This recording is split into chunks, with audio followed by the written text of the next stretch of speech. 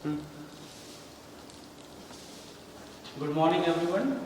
Today we will discuss about the classification of polymer on the basis of mode of synthesis.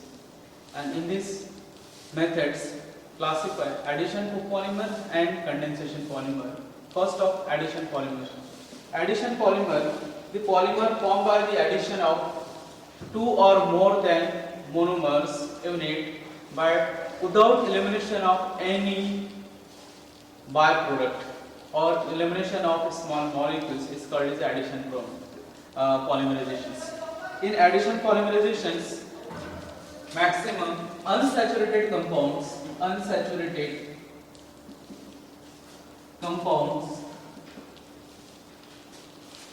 are used. Example,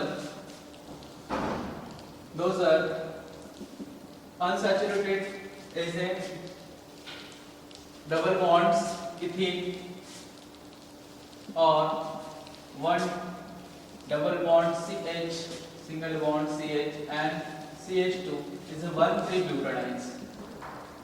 1,3-butadiene.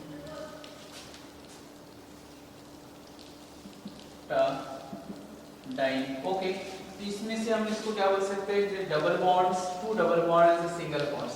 तो unsaturated और triple bond CH, triple bond CH. अगर इस तरह से unsaturated and the derivatives, जैसे यहाँ पे ethane के डेरिवेटिव्स हम ले सकते हैं CH2 double bond CH, one of the chlorines, and इस क्लोरीन की जगह पे थे यहाँ पे हम कौन से होते हैं? PBC, polyvinyl chlorides. Polyvinyl chlorides, इसमें से ये विनिल क्लोराइड्स है. It is a monomer of vinyl chlorides.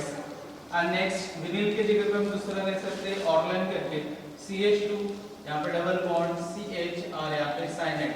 It is also called as acrylonitriles. इसको एक्रिलोनाइट्राइल भी लिख सकते हैं और इसके पॉलीमर को ऑर्लेन और इट इज इसके पॉलीमर को PBC. और इस तरह से हम लोग अनसैचुरेटेड कंपाउंड, इसमें भी substitution, different type of substitution, one of the hydrogen इसमें सब्स्टिट्यूशन कर सकते हैं. CH2 डबल बॉन्ड C, यहाँ पे CH3 CH double bond CH2. It is a natural polymers. इसको आइसोप्रेन, 2-methyl isoprenes. And in this method addition polymerizations, first of the number of monomer units, same monomer unit are repeating. Example,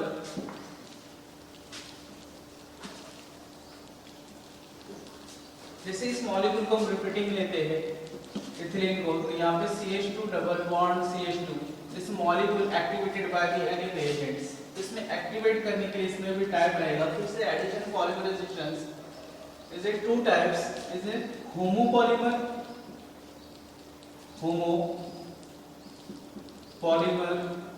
तो homopolymer means same monomer units, only one. इसमें same monomer unit में कौन सा रहेगा? Only one monomer.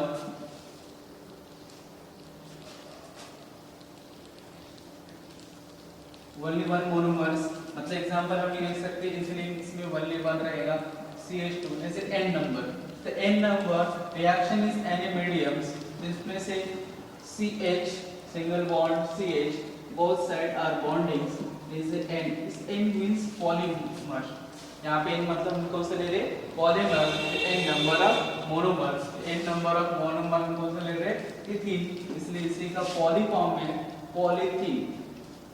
Okay, it is a polythene जो हम daily life में use कर सकते हैं.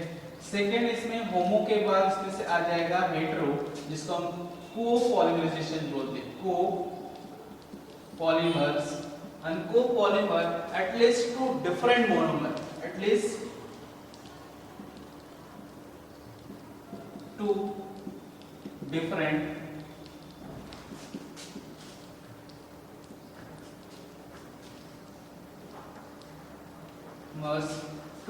monomer units. Okay, two different monomer units लेंगे. इसमें एग्जांपल हम ले सकते हैं ethene CH2 double bond CH2 plus इसी पोजीशन पे हम स्टायरीन यूज कर सकते हैं. स्टायरीन में यूज करेंगे तो C H2 double bond CH इस पोजीशन पे है benzene ring, it is styrene.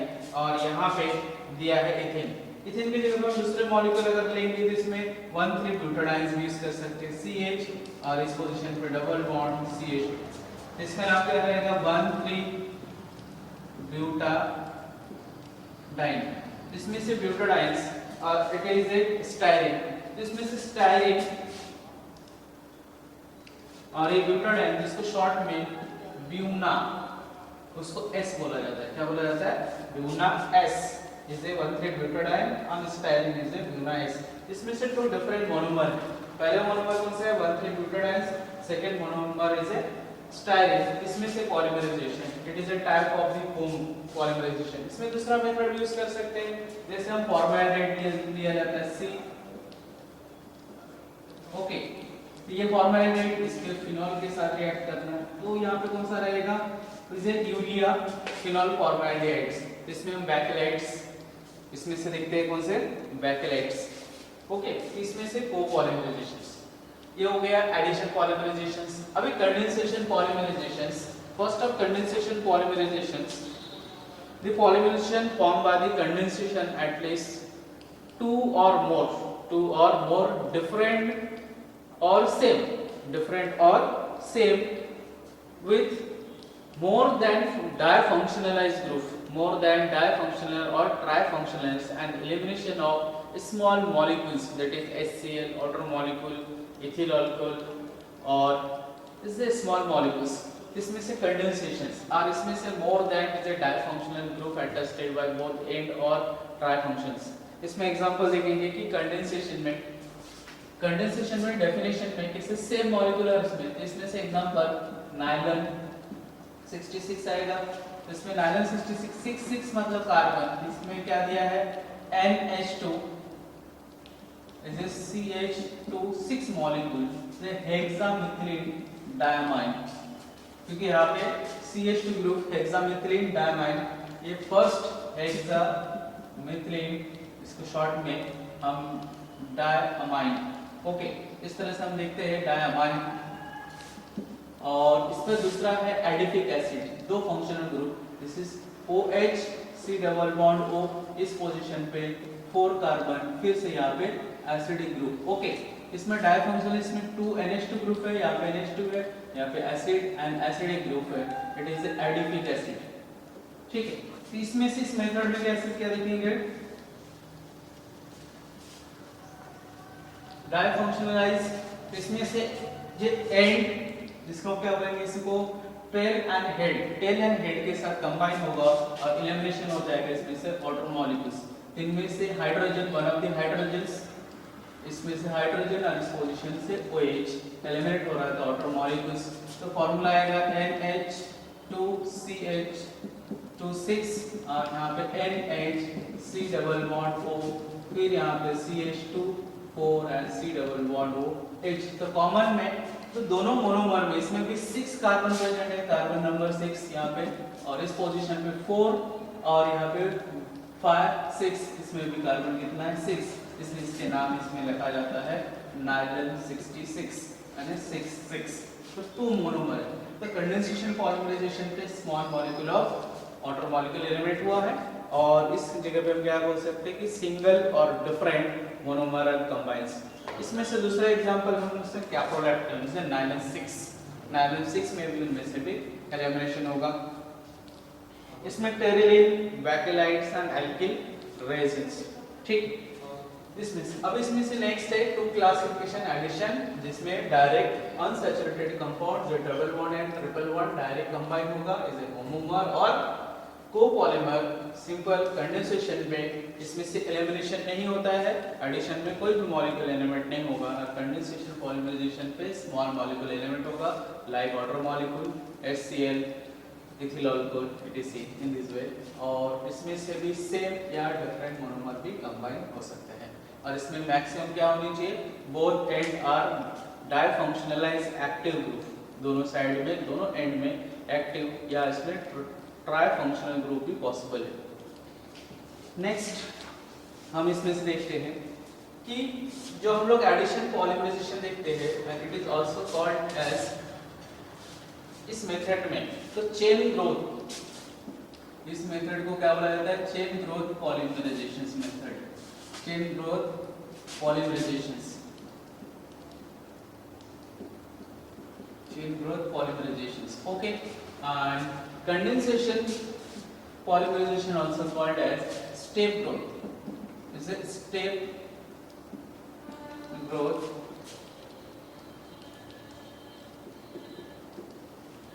polymerizations?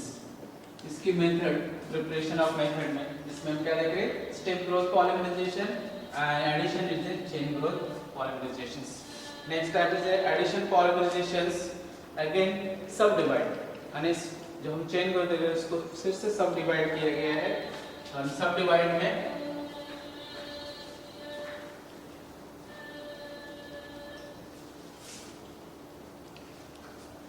and this chain growth or addition polymerization methods subdivide as a radical, free radicals polymerizations. Okay, second is a cationic methods or cations polymerization method.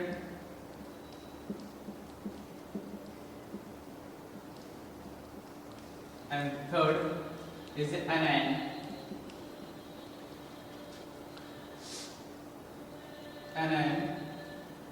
polymerization method. Okay, इस तरह से इसको सब divide किया गया. फिर से इन दी preparation method, एक ऐसा है intermediate preparation method use in the initiator. Depend करेंगे free radicals cation and anion as a initiator of the polymerizations है. इसमें से एडिशन प्रोडक्ट ही होगा, एडिशन पॉलीमराइजेशन, लेकिन इसमें इनिशिएट करने वाला जो मॉलिक्यूल्स रहेंगे, जैसे एग्जांपल हम कैटलिस्ट बोल सकते हैं, या इनिशिएट करने वाला, वो उस मेथड पर डिपेंड करेंगे. तो इसका example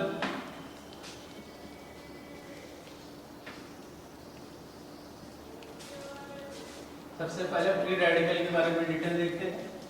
free radicals first of हम इसमें मोनोमर लेंगे,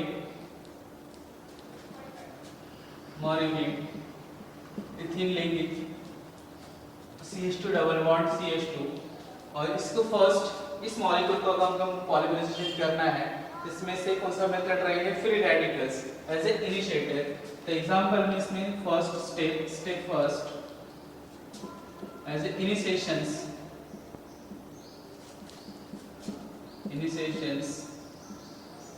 of polymerizations by peroxides. इसमें क्या यूज किया जाता है ज्यादातर? peroxides. और peroxide में एग्जांपल हम सभी peroxide ले सकते हैं. नॉर्मली इसमें बेंजोइक peroxides हम करके यूज करते हैं. CO फिर इसको C डबल बॉन्ड C6H5. ठीक है, ये बेंजोइक पेरोक्साइड है, बेंजोइक पेरोक्साइड्स. दूसरे हम ले सकते हैं tertiary buta CH3 this is O and O. It is a peroxide linkage and carbon CH3. Okay, ये वाला भी पेरोक्साइड यूज कर सकते हैं. दूसरे इसमें से बेंजोइल पेरोक्साइड भी हम यूज कर सकते हैं, या एथिलीन्स.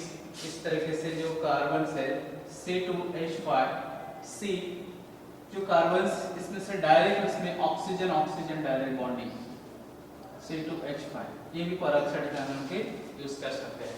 इसमें से बेटर जो भी है पेरोक्साइड. तो first of step initiation of polymerization by peroxides, and इसको इन द प्रेजेंस ऑफ, इसके कोई भी एक एग्जांपल लेते हैं. तो C6H5 C double bond O, this is O जो पेरोक्साइड लेंगे C डबल बॉन्ड C6H5. इसको हम हीट करते हैं नॉर्मल जैसे 65 degree Celsius to above, 65 degree Celsius to above. इसमें से फर्स्ट ऑफ रेडिकल फॉर्मेशंस, इसमें पेरोक्साइड लिंकेज यहां से ब्रेक होगा और इसमें रेडिकल्स बनेंगे. C6H5 C double bond O, and this is radical. It's two molecules. Same two molecules. Again this radical heat take. तो इसमें से कार्बन डाइऑक्साइड, फिर से ये मॉलिक्यूल माइनस हो जाएगा टू कार्बन डाइऑक्साइड, तो हमको फ्री रेडिकल मिलेगा C6 H5 this carbon is a radicals और यहाँ पे carbon dioxide 2 molecule of carbon dioxide eliminated. तो हमने पहला क्या फॉर्मेशन किया यहाँ पे radicals as a phenyl radicals 2 molecules phenyl radicals. Okay, is the first step. And second step, propagations.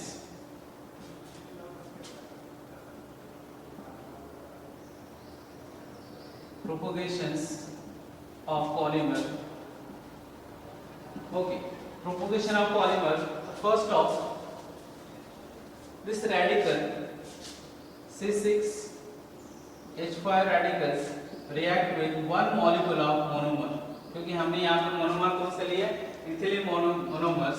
इसमें रेडिकल्स, इसमें one of the pi bonds, जब ये रेडिकल इस कार्बन पर अटैक करेंगे तो one of the pi bond break हो जाएगा और ब्रेक होकर इसमें रेडिकल एंड फॉर्मेशन इस तरह से मिलेंगे अपने को न्यू C6H5 ये बॉन्डिंग्स विद दिस कार्बन और उसके साथ रेडिकल।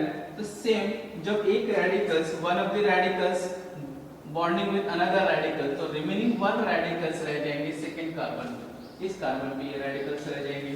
तो ये हमारा क्या मतलब फर्स्ट उसमें से मोनोमर के साथ रिएक्ट हो and this monomer again activated by the radicals and this monomer unit and this molecules react with another CH2 double bond CH2। Same इसमें भी जो पाई बॉन्ड है इसको भी हम रेडिकल के फॉर्म में दिखा सकते हैं। दिस रेडिकल इस पोजीशन पे रिएक्ट करेंगे, फिर ये बॉन्डिंग बनते जाएंगे, जिस तरह से चेन बनते जाएंगे फिर से उस पोजीशन पे क्या रहेगा C6H5 CH2 bond CH2 another molecule CH2 and this CH2 is a radicals। तो कंटिन्यू इस पोजीशन पे हम लिख सकते हैं n number of CH2 double bond CH2 is a monomer unit is a ethene monomer units react with these molecules and formation of finally this position CH और one of the end C6H5 और इसमें n number this molecule is a n number on outer CH2 radicals is the active site। तो this is n number of ये active site रहेंगे, ये active जैसे polymer और इस साइड में इसके जो रेडिकल्स फॉर्मेशन करने के लिए हमने क्या किया फिनिल रेडिकल्स इस पोजीशन पे। This molecule is called is a polymer of ethene, क्योंकि यहाँ मैंने इथीन लिया इसलिए पॉलीमर तो poly ethene. Okay and this molecule is a last step।